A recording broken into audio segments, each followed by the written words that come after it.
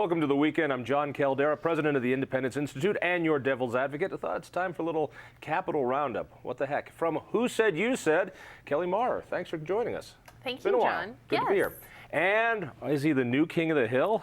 I don't think so. Eli Stokols from Fox 31. Let me start off and just say, you lost a colleague recently. It sounds deadly and awful. But Adam Schrager from Channel 9 was one of the best local news TV reporters around. Would you agree? I would. He's more than a colleague. I mean, to me, he was a friend. He was a role model for, he's been doing this longer than I have in Denver, and really was a model for me and what we try to do at Fox 31.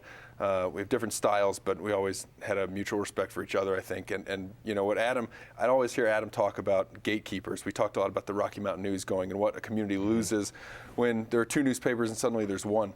And I think it's the same thing with Adam. I think Adam was a gatekeeper in his own right. He'd earned and built this platform on which he could really do real important journalism, and he did for a number of years. And I think him going to Wisconsin, we lost him, but he's doing great out there. He's right in the middle of the It's worse than death. Yeah, he's right in the middle of the fight. He moved to Wisconsin. Yeah, but the fight's going to be over. The unions are going to win and lose, and then you know what? He's going to be stuck in Wisconsin. Well, maybe so. We're all stuck in Denver without him, and that's unfortunate. All right, so does that leave you in a bit of a driver's seat? Because most local TV stations, sadly, don't have a Capitol Bureau reporter any longer. Adam was kind of has been doing it for years, and you've been doing it for less years, but I don't see anybody else who makes it a complete beat, and that's it. Well, I'd like to see more stations make it a complete beat, because I think it's important. I think the more people there are doing this kind of work, it makes all of us better. Channel 4 has Sean Boyd down there, and she's working very hard. Channel 9, I think, is replacing Adam with a number of people. He did so many jobs. They have 3 people filling his roles over there when it comes to your show and covering the Capitol and the mayor's race. So I think the coverage is still out there. Maybe it's an opportunity for us at Fox 31, since we've been doing this for a few years now and doing it pretty consistently, I think, in our news and online.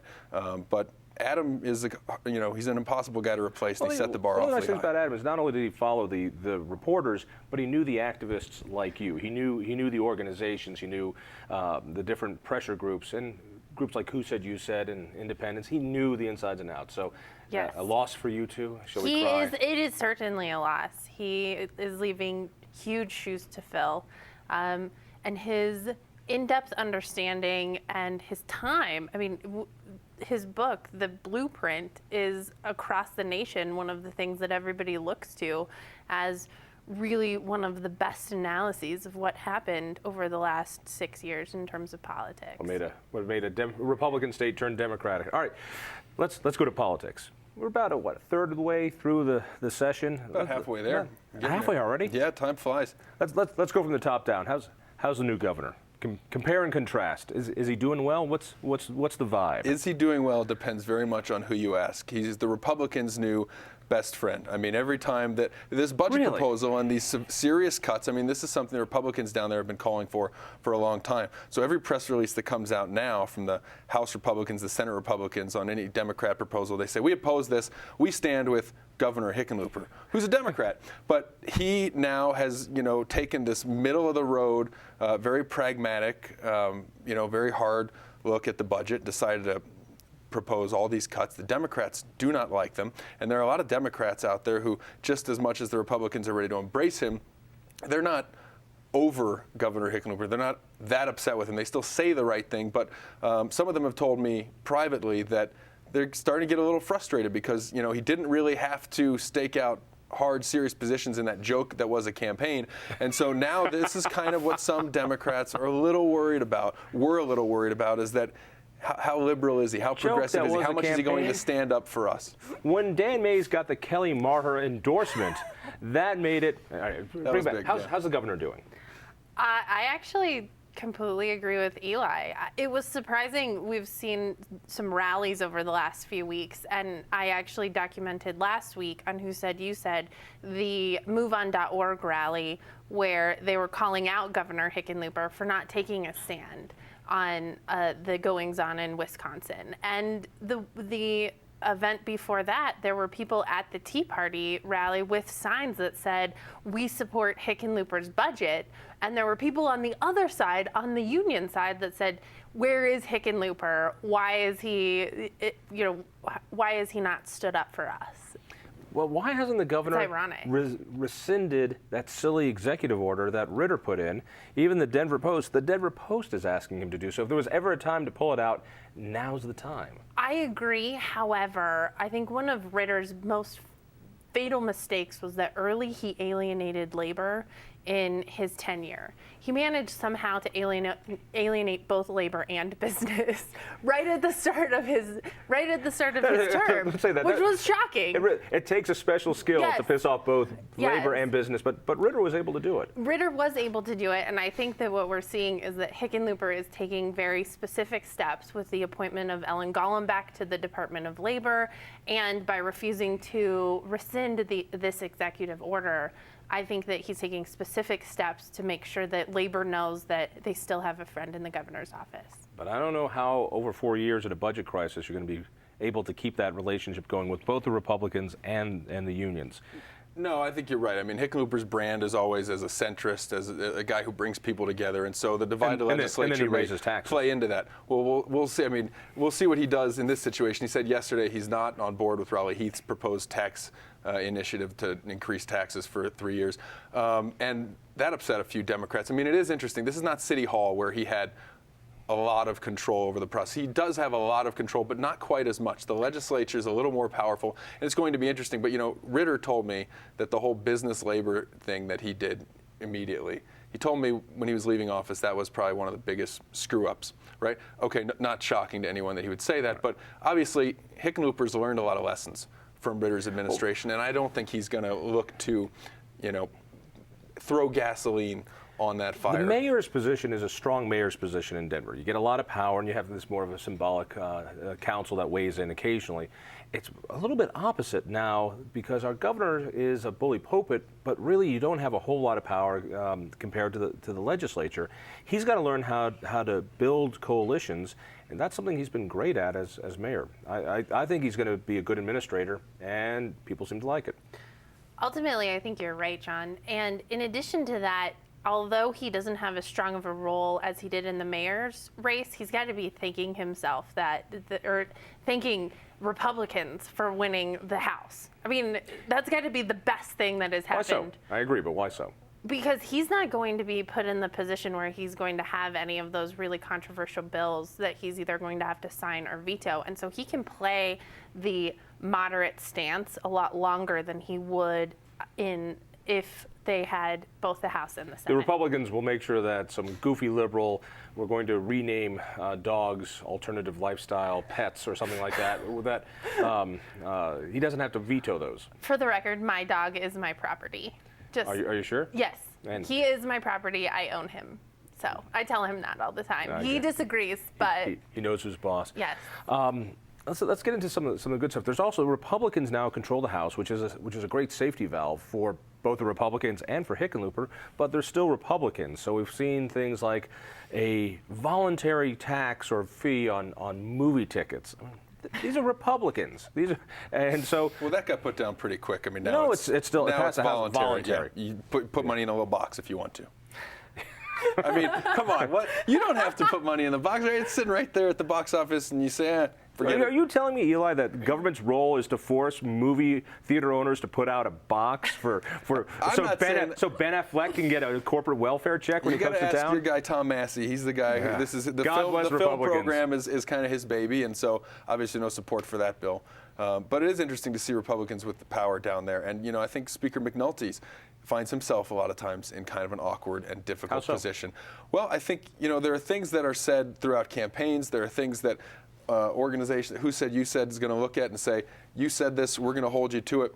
But Speaker McNulty knows that there's campaign rhetoric and there's policy and there's governing. And you can't always do everything that you promise or that you say you want to do because you've got the Democrats in control of the Senate. You've got a Democratic governor who can veto these sort of far-right bills. And so Speaker McNulty, when he's come out and said things like, this isn't going to happen, okay, the base, they get upset. They say, you promised. And he's saying, look, this is just reality. Deal with it. And I think there's a lot of people on the far right, Tea Party folks, a lot of grassroots people at the Capitol signing up to testify on bills, and they feel very strongly and they're very involved in the process, and that's important. But at the end of the day, it still comes down to math, and do you have the votes? And Speaker McNulty can do the math, but some of his constituents, especially the more passionate grassroots constituents, don't seem to always be happy about that. I've been waiting for a 10-cent tax on movie theaters because I think that's going to. Well, but repealing faster, the DMV fees. I mean, these are things that are red meat for the Republican base, but the Speaker knows this just isn't something that I'm going to be able to get through. We might be able to get it through the House, but why go to the mattresses for it when it's going to die in the Senate? How is McNulty doing as leader? It's a new day. Nobody who is in the House of Representatives has ever been in the majority before. So everybody is now newbies in the majority. Are they handling it? I think they're handling it well. We saw a couple of gaffes early on that RTD bill died because they didn't have enough people on the floor. But speaking of math. Yes, yes. Speaking of always math. Great at math. Yeah. That was that. But I think he's doing a good job of being politically practical, and that's difficult to do with, as Eli was talking about, with the more passionate grassroots people. The advantage, though, of organizations like Who Said You Said and other Tea Party organizations is that we are coming to the table to hold people accountable to what they said. You spend a lot of time there recording people so we can remember what they said down there. Isn't it fun? I love it. I have a ball. I walk into committee. The House and Senate floors are already recorded and you can watch them on TV. But the real stuff happens in committee. And showing up in committee with my camera, and I'm not exactly a low profile type of person because I'm giant. So I walk in with my camera and people notice. It's interesting. It changes the way that people speak to one another, and it changes, I think, sometimes the way people vote. Let's talk a little bit about taxes. So the governor says this is not the right year for taxes. Why? Because he's done polls and he knows this is not a good year for taxes. So leave it to other folks like Raleigh Heath, my senator, to take care of that, and Carol Hedges from Tax Policy Institute. Tax Increase Policy Institute. No, you threw the increase in there. No, it's Fiscal Policy Institute. Oh, that's it. I'm sorry. I'm sorry. The Tax Increase Policy. Yeah, Colorado Fiscal Policy Institute. That's it. Yes, I saw her today. And she's running with all 6 of her. They did, in fact, declare that they are all single subject, and so they're moving forward. Interestingly enough, though, this is to bring back a progressive tax. Progressive tax, yes. So to get billions of dollars more in revenue. Yes, she's proposing 6 different initiatives on the scale between fully constitutional and fully statutory, and there are mixes in between, and there are some pretty high rates proposed in those. Then we also have Senator Raleigh Heath wanting to raise the flat rate up to 5%. Mm-hmm. Why doesn't he just do it? I know the answer to this. Through the legislature and put it on the ballot that way. Well, yeah, you're a smart enough guy. You know what Tabor means, and that means citizens are going to have to approve it anyway. So he's putting it on the ballot. He knows he doesn't have the votes at the legislature. That might be the answer you're looking for. There are 10 lawmakers standing behind him. There's 100 lawmakers in the building. There were 10 standing behind him earlier this week when he rolled this proposal out. So you know that this is a sticky thing for any lawmaker to wrap their arms around and say, I'm the guy who wants to increase taxes. I think to the people who believe that the state has to do something on the revenue side, the governor's proposed cuts, this new study from DU that says even after the economy recovers, that revenues are not going to come back to the level that they need to be at in order to fund more students in K through 12 schools, more people on the Medicaid rolls, roads, bridges, prisons, et cetera. They're just not going to have the money long term. That gave Senator Heath and is giving some other Democrats, Carol Hedges, it's giving them some ammunition for their argument to go out and say, look, if we don't do something, there's going to be no public higher education in the state. If we don't do anything, I know it breaks your heart. If we don't do anything, government will die. Oh. I mean, I know it breaks your heart, but that's their argument. I've heard it a few times before, Yes, you have. And amazingly, government still was around after the tax increases died. But why are these people so foolish as to try it this year, or are they? Well, it's important to note, John, that Raleigh Heath's proposal sunsets after 3 years, so it is actually the way it's written is temporary, and Carol Hedges is a structural and fundamental change in how we do taxes in this state. You know, so if Raleigh Heath just sold his collection of cufflinks, we could fix the deficit right there. Just a thought. I Raleigh. think you should propose that. I will. What the budget is obviously the big issue. Are there any big social issues that are popping up in this legislative session? There's always the goofy bills that pop up. You know, there's always the gay pets marriage adoption bill. We bill. haven't heard microchipping cats so far this session, unfortunately, because that's always a great TV story. You got cats running around. But I'll tell you, Bill, and I don't think too many people would call it silly, and they wouldn't say that its chances of passing are silly. And that's this proposal about civil unions in Colorado. That's a very serious issue to a constituency that is growing in the state. They are well funded. They are well organized. There is a good chance that this bill gets out of the Senate, and it'll be interesting to see what happens to this bill in the House. But this is an issue that obviously around the country, a few states are recognizing gay marriage, and who's backing this? Senator Stedman, who's openly gay in the state Senate, Representative Ferrandino, who's also openly gay in the state House. These are two of the guys backing this, and they're saying, this is the time. I mean, it does seem to be a generational thing. Colorado is never going to allow, the Constitution's not going to allow gay marriage, but for the state to recognize civil unions would be important to a lot of people. And I think there are people, not just on the left side of the aisle, but on the right side of the aisle, who look at this and say, you know what, especially if you're interested in limited government, why should the government be deciding what is marriage or what's a relationship? We voted on this. When was this? 2006, 2008? Rep I was 2006. 2006. It went down, and barely. But it did go down. This was Tim Gill's big attempt. What was so funny about it is that was the same year that Bill Ritter got into office, and the Democrats took control of both the House and the Senate. And so if Tim Gill, the rich homosexual activist who's bankrolled so much of the Democratic machine here, if he didn't run that initiative, he would have had a legislature and a governor that would have passed it for him, but they couldn't pass it right after it failed. I think that this is a multi-year play. I think that if it's going to pass, it will be next session, not this session. I think that they're working the kinks out this session.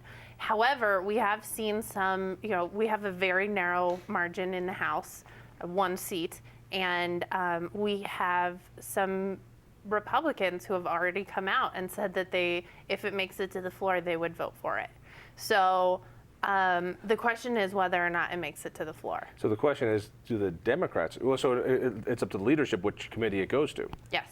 And so I think it's unlikely to see it on the House floor this year. I think it's more likely to see it on the House floor next year. Would it be wise for Republicans just to let it go to the floor, see it pass, get it over and done with, and let this issue go to rest? I don't know.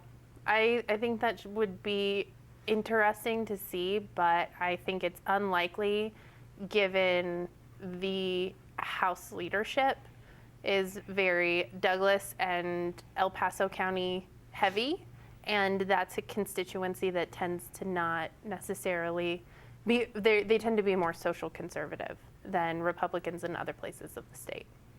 The Tea Party movement, the grassroots, this has not been a movement that has been driven by passion on social issues. These are fiscal issues. These are dollars and cents pocketbook conservatives. That's their issue. So it'll be interesting to see if it does get to the House floor. I think that Kelly's right. I think this may pass next year. I think eventually, like Mayor Gavin Newsom of San Francisco said, eventually this is coming. You're just going to have to get your head around it. I mean, some people, older generations, makes their head explode.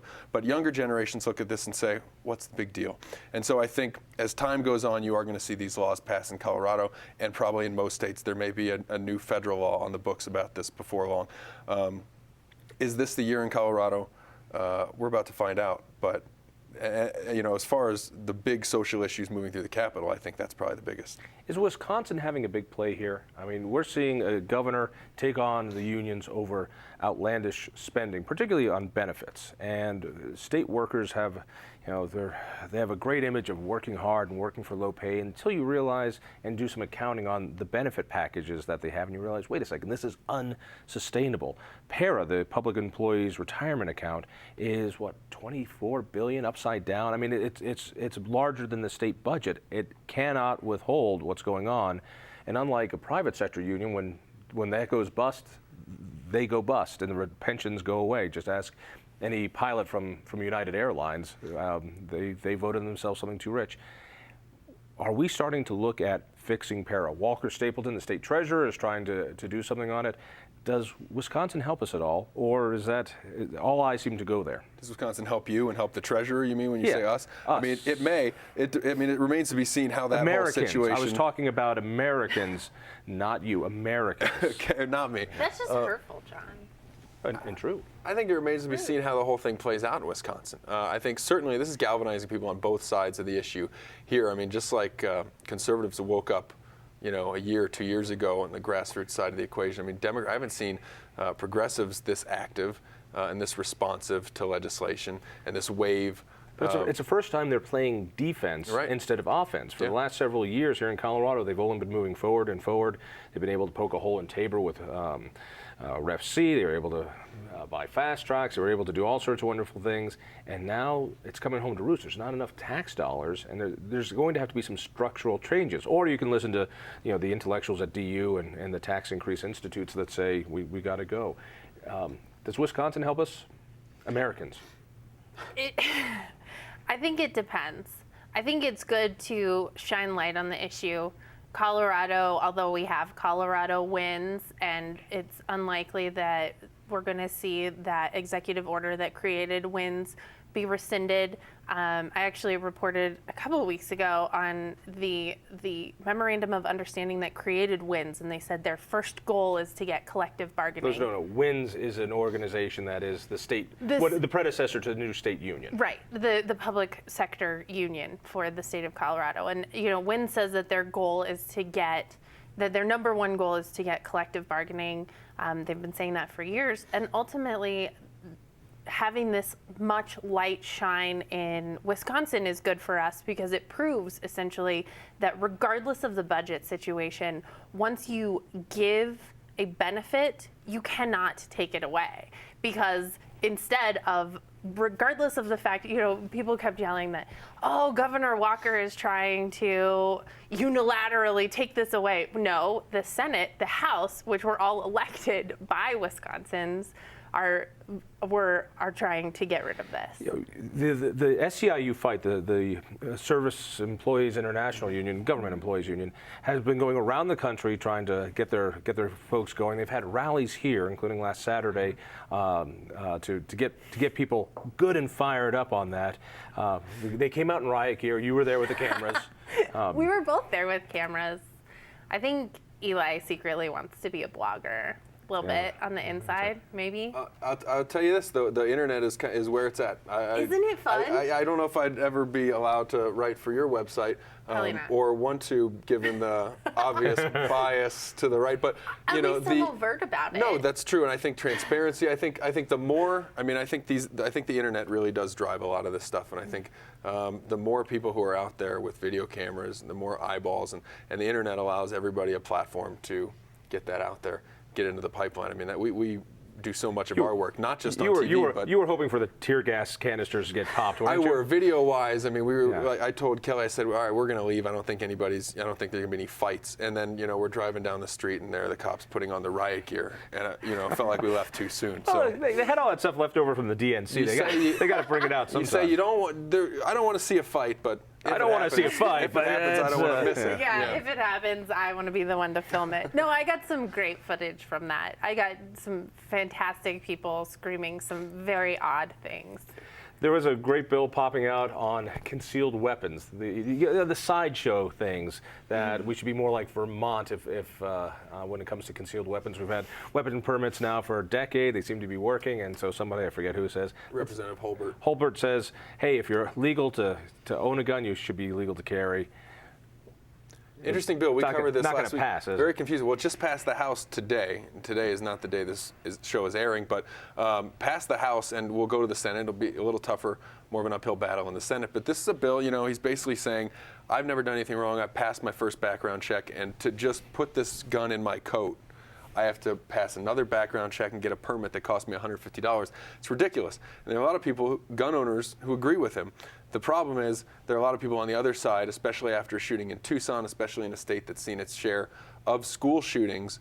This doesn't change whether guns and concealed weapons are allowed on, K through 12 campuses, but there are a lot of people who are concerned. They're just saying, why would we make it easier for people? In Colorado, you can this? open carry without a permit. So if you have it on your belt, it's fine. Right. But if it's cold and you put a coat on, you've now become a criminal. And so Holbert called it a coat tax. He called it a coat tax. Right. If you have to buy a permit, it's a coat tax. Mm-hmm.